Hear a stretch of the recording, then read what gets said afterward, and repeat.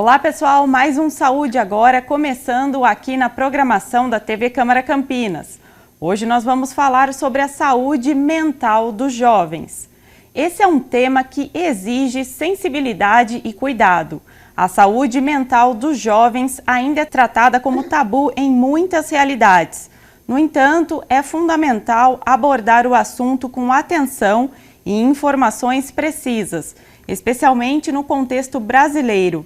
Um estudo da Fundação Oswaldo Cruz, a Fiocruz, apontou que a taxa de jovens que tiraram a própria vida entre 2011 até 2022 cresceu 6%.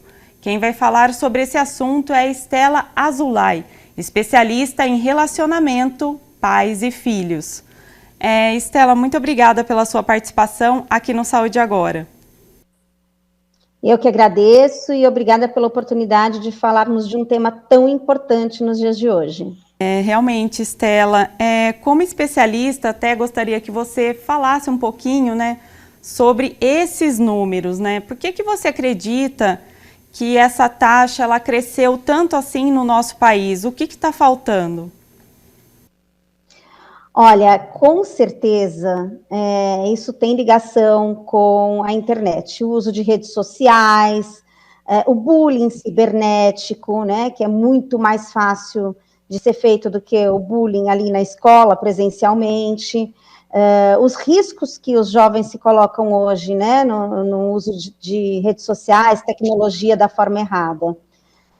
Também pelo afastamento com pais, por conta dessa correria, da ansiedade, do dia a dia. Então, tudo isso faz com que os jovens não consigam se comunicar com os pais e explicar o que eles estão sentindo, falar sobre as emoções, sobre os problemas deles.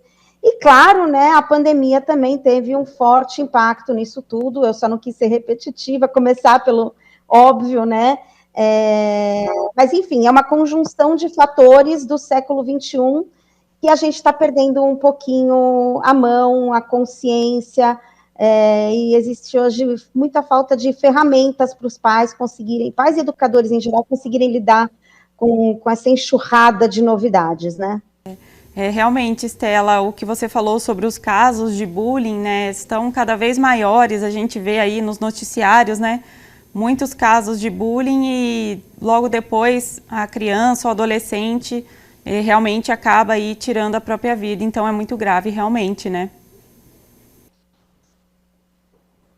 Sim, o bullying, ele infelizmente, tanto os pais que são pais daqueles que praticam o bullying, gente, que isso é muito importante, tá? Às vezes a gente fica tão preocupado se o nosso filho ele é vítima do bullying, mas às vezes a gente tem que se preocupar se os nossos filhos não são os agressores, o que é muito mais difícil dos pais reconhecerem, Olha, meu filho talvez seja um agressor. E também as vítimas de bullying hoje, porque por mais que a sociedade tenha avançado em diversos temas, em diversas feridas que a gente vem tentando curar aí da sociedade, ao mesmo tempo, existe uma crueldade muito grande para lidar com essas diferenças, Então, seja o racismo, a homofobia, a gordofobia. Então, existem hoje coisas que antigamente elas eram maquiadas e hoje elas são muito mais escancaradas e cruéis, Então, parece que ao mesmo tempo que a gente avança, existe um retrocesso dentro de casa, na família, que não pensa nisso e não tenta proteger o ambiente em que os filhos estão, tanto cuidando para que o filho não seja um agressor, quanto prestando atenção para que o filho não seja vítima e que esse episódio seja parado antes de consequências mais graves. Exatamente. E como que os jovens podem lidar com tantas emoções, Eles também estão passando por muitas transformações, também no corpo. Como que eles podem trabalhar isso, Estela? Os jovens, Olha, eu tenho uma formação como neurociência comportamental também, E a gente primeiro precisa entender que o cérebro de uma pessoa, ele só termina de se formar, gente, aos 22, 23 anos de idade, mais ou menos. Então, vamos pensar que os nossos filhos até os 21, 22 anos ainda não têm o cérebro totalmente formado, ou seja, nós somos os adultos da relação.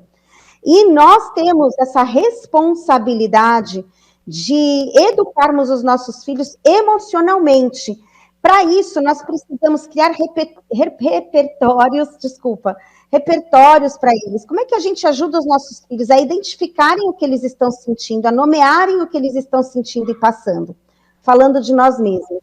Por isso que eu sempre parto da comunicação, gente. A comunicação começa com a gente. Ah, meu filho não conta nada para mim, não se abre comigo. Mas você conta para ele coisas da sua vida? Você conta histórias suas do passado, de situações que você sofreu e que você teve que superar, para que ele possa se identificar, para que ele se sinta aliviado, para que ele possa se sentir confortável e à vontade para poder se abrir com você? Então, os jovens hoje, eles têm poucas ferramentas para conseguirem lidar com toda essa turbulência emocional, né, que eles passam. Nós, adultos, às vezes nos vemos vítimas das redes sociais, né, viciados, nos comparando a nossa família, comparando a realidade de um casal, enfim, a gente acaba se iludindo e entrando nessa onda. O que dizer dos nossos jovens? Então, eles precisam de nós. E nós precisamos amadurecer, nós, adultos da relação, precisamos nos empoderar, nós precisamos nos desenvolver, gente. Hoje a gente precisa ser um pouco de tudo, nós pais. Eu sou mãe de 4 e posso dizer isso, assim, sentindo na pele mesmo, me colocando no lugar. A gente precisa aprender de tudo um pouco. Nós somos um pouco psiquiatras, um pouco psicólogas, um pouco educadores financeiros, um pouco de tudo, né? Um pouco de especialistas em tudo.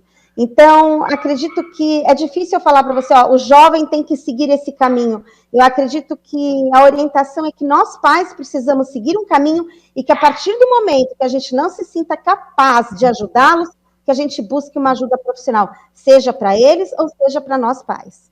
Agora, Estela, acho que é importante a gente esclarecer, até trazer um serviço aqui para quem está assistindo, né?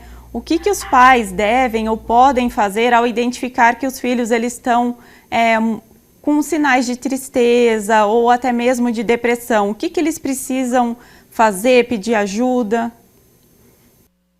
Olha, primeiro eles têm que saber quais são os sinais, né? É importante a gente deixar bem claro aqui quais são esses sinais. Mudanças bruscas de comportamento, então uma criança que era mais dócil ficou agressiva, ou uma criança que não quer mais ir para a escola, começa a sentir dores no corpo, dor de barriga, dor de cabeça, isso sinaliza que alguma coisa não vai bem. Às vezes os pais deixam no simples, né? Ah, não quer ir para a escola, não, às vezes tem coisas por trás acontecendo. Então, às vezes, aquele adolescente que se fecha muito no quarto, deixa de querer sair com os amigos. Então, quando isso acontecer, primeira coisa, os pais tentarem conversar. Se eles perceberem que a conversa, para que eles possam ter mais noção do que realmente esteja acontecendo, não está funcionando, eles podem procurar tanto alguém para ajudá-los, como pais, adultos, e para isso nós temos hoje educadores parentais, que é uma nova profissão, né? Os educadores parentais foram formados para orientar, guiar os pais em todos esses desafios aí de educar os filhos no século XXI. Também podem procurar profissionais da saúde, tanto para si mesmos, quanto para os filhos, né? Então, também conversar com a escola, tá? Conversar com a escola, entender como é que está aquela criança ou aquele adolescente na escola, uma psicopedagoga, isso ajuda bastante. Mas, gente, sem vergonha de pedir ajuda, porque nós não damos conta de tudo, né? Às vezes a gente não dá conta da gente. Então, a primeira coisa é perceber o quanto você consegue ser sincero consigo, né? O quanto você consegue lidar com aquela situação, o quanto você percebe que ela já saiu do seu controle e que você não tem condições de ajudar o seu filho, e aí pedir ajuda, tanto para si mesmo, quanto para os filhos. Gente, é muito importante a gente entender que nós, pais, somos parte desse processo e que nós precisamos aprender, nós precisamos entender o que está acontecendo e sermos orientados também, isso é muito importante. Com certeza. Estela, você comentou sobre essa função, né? Educador parental. Eu gostaria que você explicasse mais um pouquinho o que é ser um educador parental, o que ele faz, como que ele orienta os pais. Então, vamos lá. Um educador parental não é um terapeuta, tá, gente? Assim, eu gosto de começar falando sobre o que ele não é. A pessoa pode até ter a formação como psicóloga, como psicopedagoga, como pedagoga, e também ter a formação como educador parental.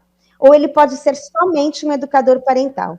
O educador parental, ele é um novo profissional no mercado, ainda não existe essa cultura de se buscar uma ajuda para um educador parental, mas já vem se tornando tema, inclusive discutido no Congresso Nacional, e vem sendo discutido também como políticas públicas, introduzir educação parental na sociedade. Hoje já existem vários educadores parentais, e o educador parental é aquele profissional que vai trazer um suporte para os pais, que vai empoderá-los na função educadora, que vai orientá-los, não nessa função terapêutica de prestar atenção, conta a sua história, tudo que veio lá de trás, não é isso. Ele pode até usar algumas histórias, né, para entender um pouco o background da família, mas ele olha para situações pontuais, né, o que está acontecendo agora, qual a sua dinâmica familiar, como que você pode, quem é você, né, o seu perfil como pai, qual é o seu perfil do seu filho, e aí orientá-los, né, dentro de casa, como que eles devem se comunicar, como que é a melhor forma de se aproximar, como é a melhor forma de lidar com diversas situações, seja em uso de tela, seja na questão de ansiedade, depressão, seja na vida escolar, seja na educação sexual, todos esses temas que são muito desafiadores. Então, é um profissional que está aí para orientar e apoiar e mentorar os pais, né, nessa função tão nobre que é educar os filhos no século XXI. Sim, com certeza. Eu acho que é muito importante que você falou, Estela, sobre essa questão dos pais compartilharem um pouco das experiências com os filhos, né? Ter mais esse diálogo, se reunir mais.